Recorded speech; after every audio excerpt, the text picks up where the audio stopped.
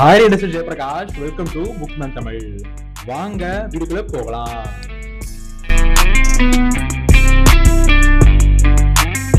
Hi readers, last வீடியோல Chennai book fair attend பண்ணியிருந்தேன். அதை பத்தி நிறைய இன்ஃபர்மேஷன் ஷேர் பண்ணியிருந்தேன். நீங்க புக் ஃபேர் அட்டன் பண்ற ஐடியா இருக்கீங்கன்னா அந்த வீடியோ பார்த்துட்டு வாங்க. You will get more informations.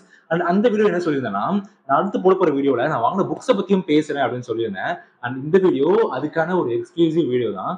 நான் ஆக்சுவலா 12 புக்ஸ் வாங்கியிருந்தேன் at the cost of 940 rupees. நான் வாங்கின எல்லா புக்ஸுமே செகண்ட் ஹேண்ட் புக்ஸ் தான். இந்த புக்ஸை யூ கேன் சி.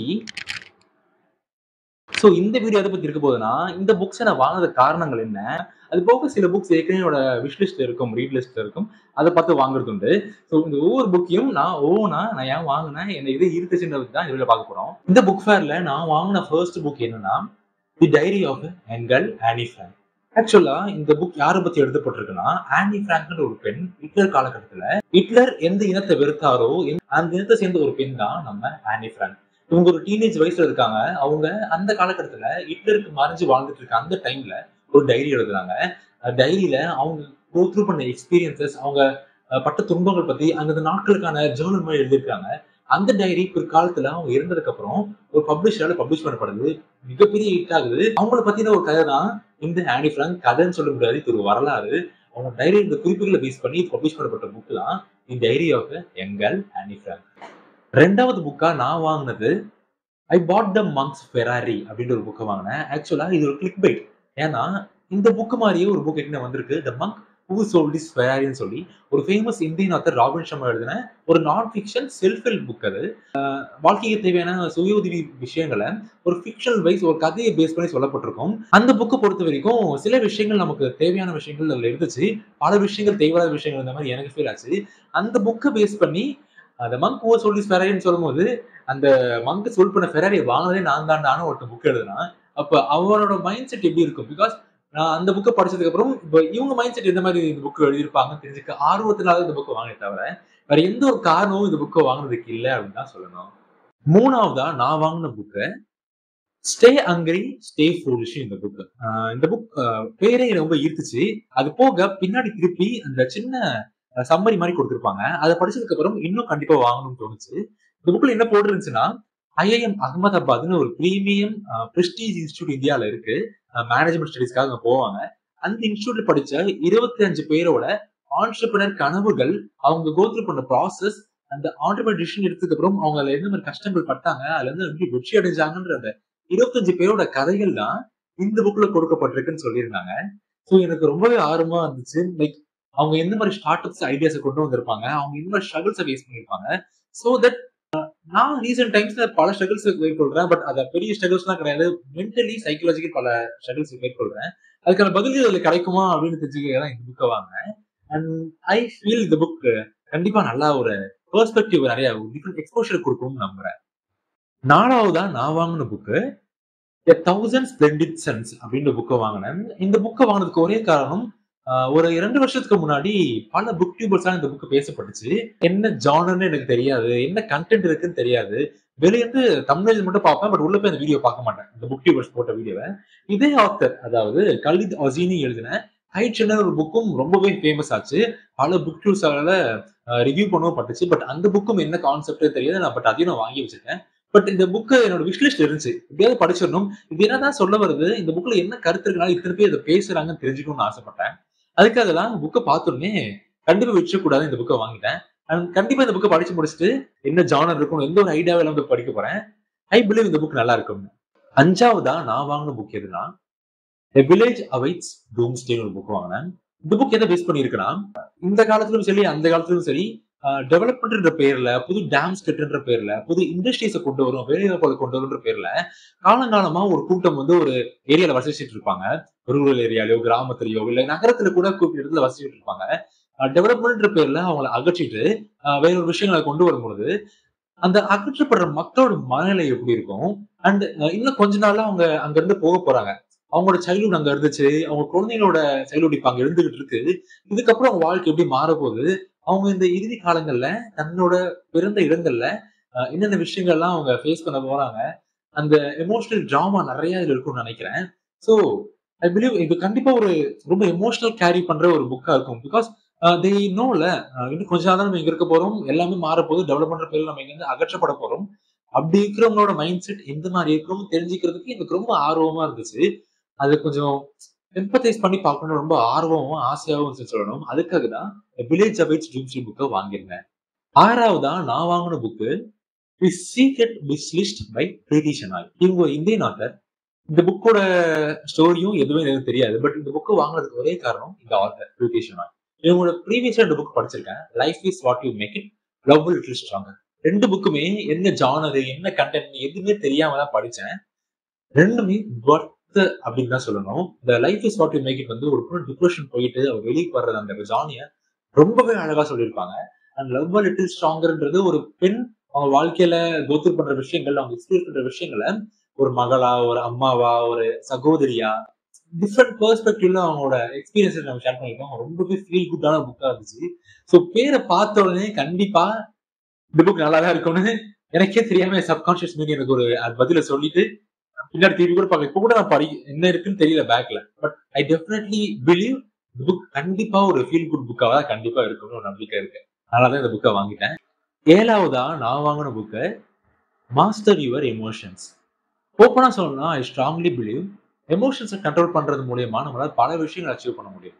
ஃபினான்ஷியலாகவும் சரி, ரிலேஷன்ஷிப் வைஸ்டும் சரி, ஒரு இன்னர் பீஸை கூட அட்டென்ட் பண்றதுக்கு இந்த எமோஷன்ஸை கேரி ஃபார்வர்ட் பண்றது, எமோஷன்ஸை ஹேண்டில் பண்றது ரொம்பவே முக்கியமான விஷயமா இருக்குன்றது நான் ரொம்பவே புரிஞ்சுக்கிட்டு இருக்கேன். இது ரீசெண்ட் டேஸ்ல ரொம்ப அதிகமாவே பட்டு தெரிஞ்சுக்கிட்டு இருக்கேன்.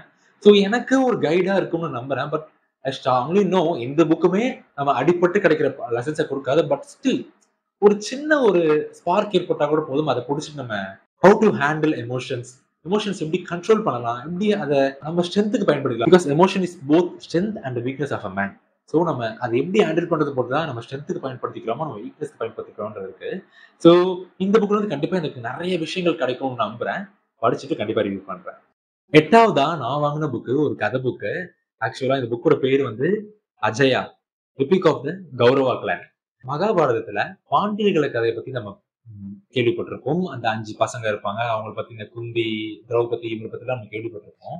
பட் நம்ம அதுக்கு அடுத்த பக்கம் இருக்க கௌரவம், இந்த 100 பேர் மேல சகோதரர்கள் இருப்பாங்கல்ல, அவங்களோட வாழ்க்கை பத்தி நம்ம யாருக்கும் தெரியாது. இந்த தோற்கடிக்கப்பட்டவங்களோட வரலாறு நமக்கு தெரியாது. அவங்களோட ஆஹ் பார்வை இந்த போர் மேல எப்படி இருந்துச்சு, பாண்டவர்கள் மேல அவங்களோட எண்ணம் எப்படி இருந்துச்சு, ஏன் அவங்க விரோதி மாதிரி பார்த்தாங்க, இந்த மாதிரி விஷயங்கள்லாம் நம்மளால யூகிக்கவே முடியாது. பிகாஸ் மகாபாரதத்தை பத்தி அவ்வளவு பேசல அப்படின்ற காரணத்தினால.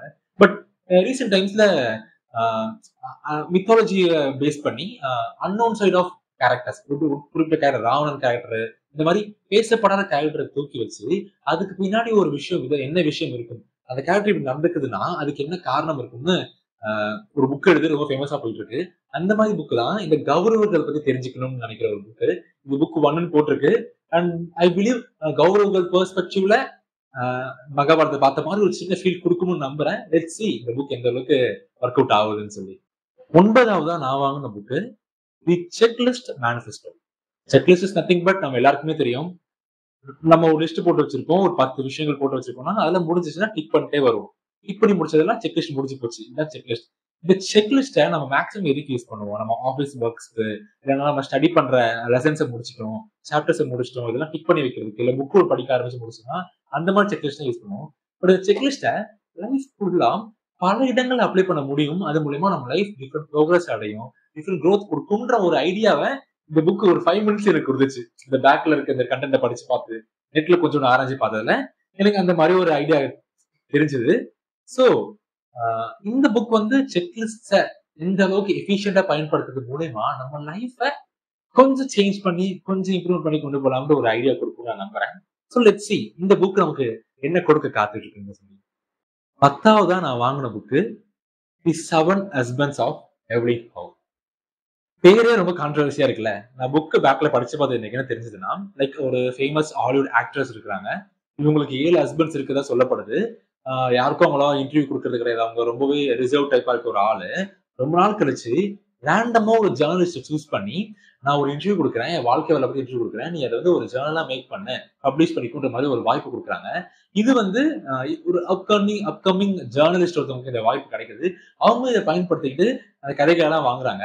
ஆக்சுவலா இந்த 7 ஹஸ்பண்ட்ஸ்ன்றது லிட்ரலா உங்களுக்கு 7 ஹஸ்பண்ட்ஸ் இருந்தாங்களா, இல்ல இது ஒரு சும்மா கான்ட்ரவர்சிக்காக எழுதப்பட்ட ஒரு புக்கான்னு நமக்கு தெரியாது. அது புக்க படிச்சு தெரிஞ்சுப்போம். அடுத்து இந்த கதை கூட உண்மையான கதையான்னு தெரியல.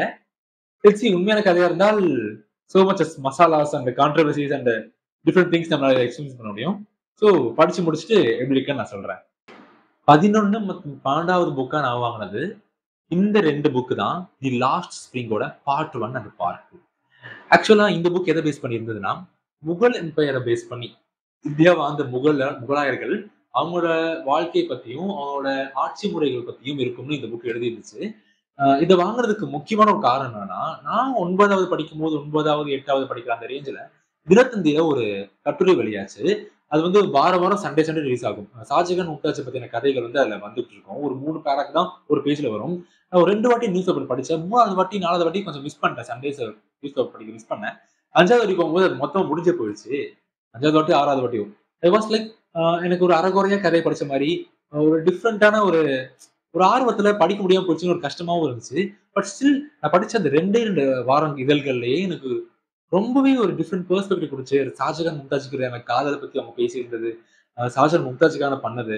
அந்த முகலாயர்களோட வாழ்க்கை முறை பத்தி கொஞ்சம் கொஞ்சம் தான் பேசியிருப்பேன். ஏன்னா சின்ன கட்டுரைல அது. கொஞ்சம் கொஞ்சம் பேசினதே எனக்கு ரொம்ப ஆர்வத்த உருவாக்குச்சு. அது போக பாஜிராவ் மஸ்தானி மாதிரியான ஒரு முகல் எம்பரர்ஸ் பேஸ் பண்ண கதைகள் அண்ட் ஜோதா அக்பர்ல வர முகல் எம்பரர் பேஸ் பண்ண கதைகள் இதெல்லாம் பார்த்து பார்த்து பார்த்து அது இப்படிதான் இருக்கும். அண்ட் பத்மாவதியில வர அந்த முகல் எம்பரர்ஸ் பேஸ் பண்ண அந்த காட்சிகள் இதெல்லாம் படிச்சு பார்த்து எக்ஸ்பீரியன்ஸ் பண்ணணும்னு ரொம்பவே ஆசையா இருந்துச்சு. அதுக்காக தான் இந்த புக்க வாங்கினேன். ரொம்பவே நம்புறேன் இந்த வரலாற்று புக் வந்து மனசுக்கு நிம்மதியான ஒரு ஃபீல் குடுக்கும். இந்த ஒரு வேற ஒரு இன்னொரு டிஃபரெண்ட் எராக்கே கூட்டிட்டு போகும்னு நம்புறேன்.